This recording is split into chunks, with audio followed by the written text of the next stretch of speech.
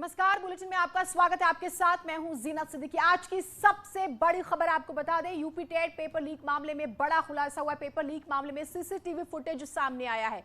राय अनूप प्रसाद और संजय उपाध्याय का वीडियो सामने आया है। दोनों ने मुलाकात की थी। मामले में आरोपी है अनूप प्रसाद, परीक्षा नियामक प्राधिकरण संजय उपाध्याय।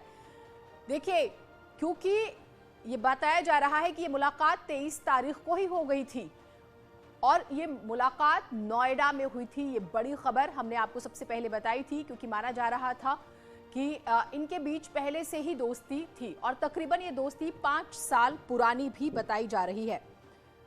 तो परीक्षा नियामक अधिकारी के निलंबन जब इनका होता है, उसके बाद ही माना जा रहा था कि अब और तस्वीरें सामने आएगी और लगातार न्यूज़ 18 आपको इस बारे में जानकारी भी देता रहा। पूछताछ में और भी खुलासों की संभावना, लेकिन ये वीडियो आप देख सकते हैं। एक बड़े नामी होटल में इनकी मुलाकात होती है, जिसका वीडियो सीसीटीवी फुटेज अब सामने आया है। पेपर लीक में बड़ा खुलासा, नोएडा के एक बड़े नामी होटल में इनकी मुलाकात हुई। ये एक बड़ी खबर हम आपको बता रहे हैं। सीसीटीवी फुटेज जो है वो खंगाले जा रहे हैं और ये भी माना जा रहा है कि ये सिर्फ अभी आपको 2 व्यक्ति नजर आ रहे हैं, लेकिन एक चर्चा ये भी है कि इनके साथ एक और व्यक्ति था, ये भी माना जा रहा है। तो इस पूरे पेपर लीक कांड, टेट की बात हम कर रहे हैं, टीचर एलिजिबिलिटी टेस्ट, ये पेपर जो लीक होता है उसके बाद सवाल खड़े हुए कि आखिर इसका प्रिंटिंग का ऑर्डर देने से लेकर पेपर लीक होने तक शुरू से आखिर तक लापरवाही रही, वो नजर आई। और अब जो ये वीडियो सामने आ रहा है उसके बाद माना जा रहा है कि और भी खुलासे हो सकते हैं। हालांकि आरएसएम फिनसर्व की हम बात करें, इनके पास ऑनलाइन परीक्षा कराने की भी जिम्मेदारी थी और एक साधारण कंप्यूटर लैब बनाई गई थी, यानी कि हर स्तर पर लापरवाही की गई थी। अब अगर हम अनूप प्रसाद की बात करें या फिर हम बात करें जिस तरह से लगातार खुलासे हो रहे हैं, पहले के ताल्लुकात भी अब सामने आ रहे हैं। यानी कि अनूप प्रसाद की बात करें हम या फिर संजय उपाध्याय की बात करें, ये लंबे समय से इनके बीच में सांठगांठ थी। तकरीबन 6 साल पुरानी इनकी जान पहचान भी बताई जा रही है। तो रोज नए खुलासे हो रहे हैं। सीसीटीवी फुटेज अब सामने आया है, इन्वेस्टिगेशन जो है वो आगे बढ़ रही है और जानकारी ये है कि तकरीबन इस मामले में 36 लोग गिरफ्तार हो चुके हैं। जैसे कि हमारे सहयोगी ने हमें जानकारी दी, तकरीबन 36 लोगों की गिरफ्तारी हो चुकी है और ये 2 गिरफ्तारियां बहुत ही महत्वपूर्ण जो है मानी जा रही हैं। और उसके बाद अब ये फुटेज सामने आया है, ये और भी ज्यादा महत्वपूर्ण हो जाता है। तो 28 नवंबर को पेपर लीक होता है, उसके बाद सवाल जो है तमाम तरह के खड़े हो जाते हैं। ये वीडियो बहुत कुछ बता रहा है। ऋषभ हमारे साथ, हमारे सहयोगी जुड़े हुए। ऋषभ, क्योंकि हम शुरू से इस खबर पर प्रमुखता से जानकारी भी दे रहे हैं, अब इस वीडियो के बाद ये जो फुटेज सामने आई है, बहुत कुछ सुलझता हुआ नजर आ रहा है कि पहले से ही सारे रिश्ते थे, पहले से ही इस पूरे मामले में लापरवाही जो है वो बनी हुई थी।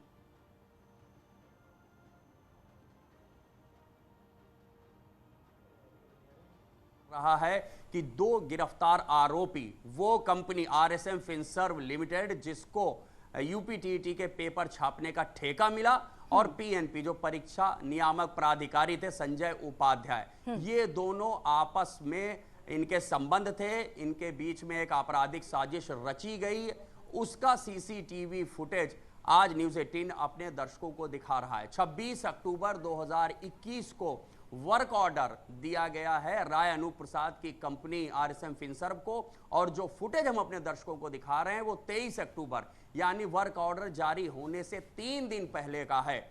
नोएडा के एक नामी 5 स्टार होटल का ये फुटेज है, जिसमें राय अनूप प्रसाद और संजय उपाध्याय की मीटिंग हुई है।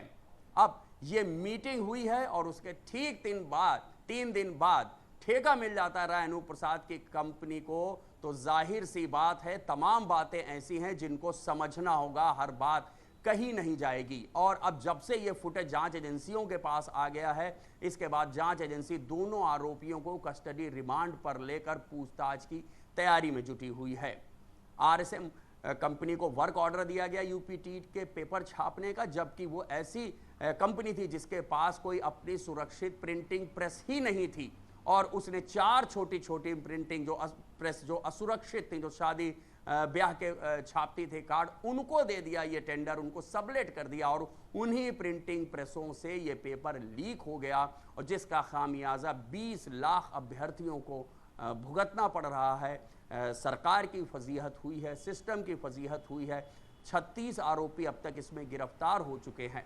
तो अब कड़ियों से कड़ियां जुड़ती हुई दिखाई दे रही हैं इस फुटेज के जरिए, इस फोटोग्राफ के जरिए कि संजय उपाध्याय और राय। बिल्कुल ऋषभ, आपने बहुत महत्वपूर्ण जानकारी ये दी कि 26 तारीख को वर्क ऑर्डर दिया जाना था, लेकिन मुलाकात तो 23 को ही हो गई थी, यानी कि क्या करना है ये डिसाइड था। और जो हम डिटेल पढ़ रहे थे, मैं उसमें एक सवाल और आपसे लेना चाहूंगी। ये भी जो है इंटरनल इंफॉर्मेशन आ रही हैं कि जो फिनसर्व कंपनी है, इनने इस कंपनी ने जिन 4 लोगों को, 4 कंपनियों को अपने साथ जोड़ा, यानी कि प्रिंटिंग का काम दिया, उनके जो संचालक हैं वो भी संदिग्ध है। फिर एक इंपॉर्टेंट पॉइंट ये आया कि ये सिर्फ 2 लोग अभी हमें सीसीटीवी फुटेज में नजर आ रहे हैं कि, लेकिन एक व्यक्ति और था वहां पर। अभी तो कई तरह की बातें निकल कर आ रही हैं, तो इस बारे में क्या जानकारी है? देखिए जीना, जो फुटेज हम दिखा रहे हैं 23 तारीख को नोएडा के एक 5 स्टार होटल का है, जिसमें सफेद शर्ट और स्लेटी रंग की पैंट में कंधे पर लेदर का बैग टांगे हुए एक युवक दिख रहा है, वो राय अनूप प्रसाद है। पीले रंग की टी शर्ट और स्काई ब्लू जीन्स में जो दिख रहा है वो संजय उपाध्याय है। 2 फुटेज ऐसे हैं जिसमें वो दोनों साथ दिखाई दे रहे हैं। दोनों कुछ देर वहां रुकते हैं और उसके बाद दोनों चले जाते हैं। हालांकि आगे की फुटेज में अभी इस बात की पुष्टि भी नहीं हो पा रही, जो जांच एजेंसियां तलाश भी रही हैं, कि क्या राय अनूप प्रसाद जब होटल में दाखिल हुआ था तो उसके कंधे पर लेदर का बैग था, जब वो निकला था तो वो बैग उसके पास था या संजय उपाध्याय के पास चला गया। अगर ऐसा हुआ है तो उस बैग में ऐसा क्या था जो राय अनूप प्रसाद ने किसी और को डिलीवर किया है।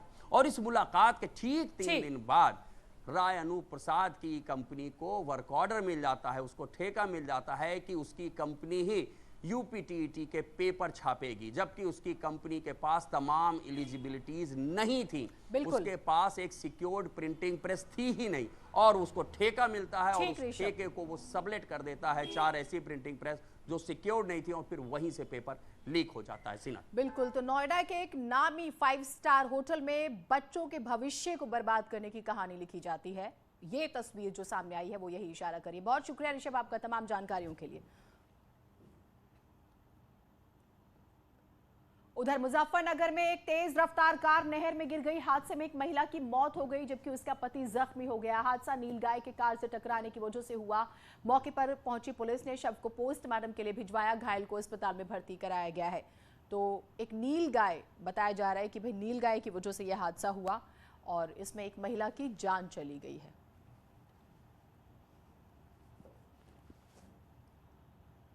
उधर उन्नाव में मालगाड़ी का एक वैगन डिरेल होने से रूट बाधित हो गया।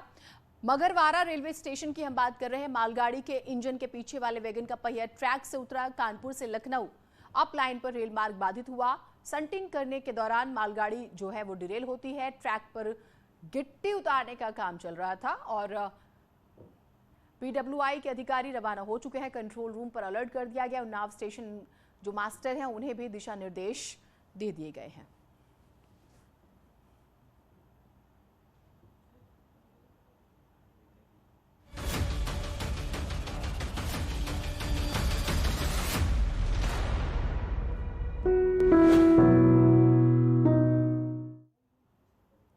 हिमाचल प्रदेश देश के उन चुनिंदा राज्यों में से एक है जहां टीकाकरण को लेकर लोगों में झिझक लगभग नदारद है, लेकिन शुरुआत में यहां भी अफवाह और मिथक फैलाए गए। हाल ही में प्रधानमंत्री नरेंद्र मोदी ने एक धर्मगुरु की कोशिशों को सराहा था जिन्होंने लोगों को टीकाकरण के लिए जागरूक किया। नेटवर्क 18 और फेडरल बैंक की जागरूकता मुहिम संजीवनी अ शॉट ऑफ लाइफ आप तक लाया हिमाचल के लाहौल स्पीति जिले में टीकाकरण की एक प्यारी सी कहानी।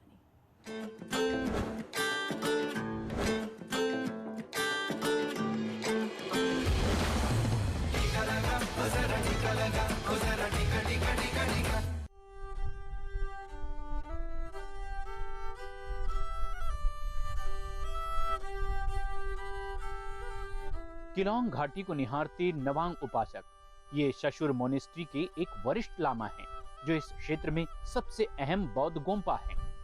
अगर प्रधानमंत्री नरेंद्र मोदी उनके काम की सराहना ना करते तो शायद महामारी के दौरान इन्होंने जो काम किया उसके बारे में लोग कभी जान नहीं पाते। नवांग उपासक जी भगवान बुद्ध के संदेशों को जीवन में उतारने का एक प्रशंसनीय प्रयास आप जैसे महानुभाव कर रहे हैं। लोगों के जीवन को आसान बनाने के संकल्प में आपकी सहभागिता के लिए मैं आपका बहुत बहुत आभार व्यक्त करता हूं।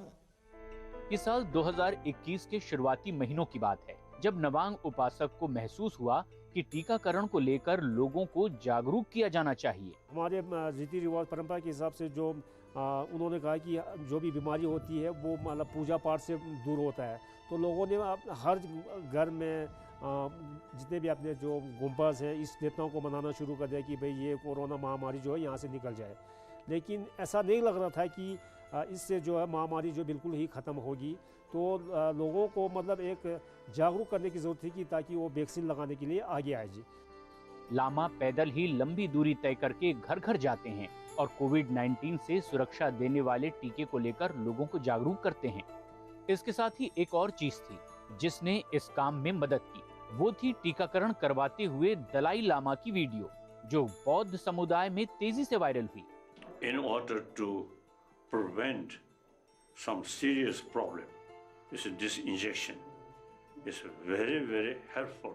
हमारे जो पूज्य दलाई लामा जी है, उनको उन्होंने जब वैक्सीन लगाया तो हमें बहुत वैक्सीन लगाने के बाद हमें भी बहुत ही वो हुआ कि भाई हम भी लगा सकते हैं, तो उन्हें कुछ नहीं हुआ। तो उनको देखा देखी में हम लोगों ने भी वैक्सीन लगाई जी। अवेयरनेस बहुत ज़रूरी है सर।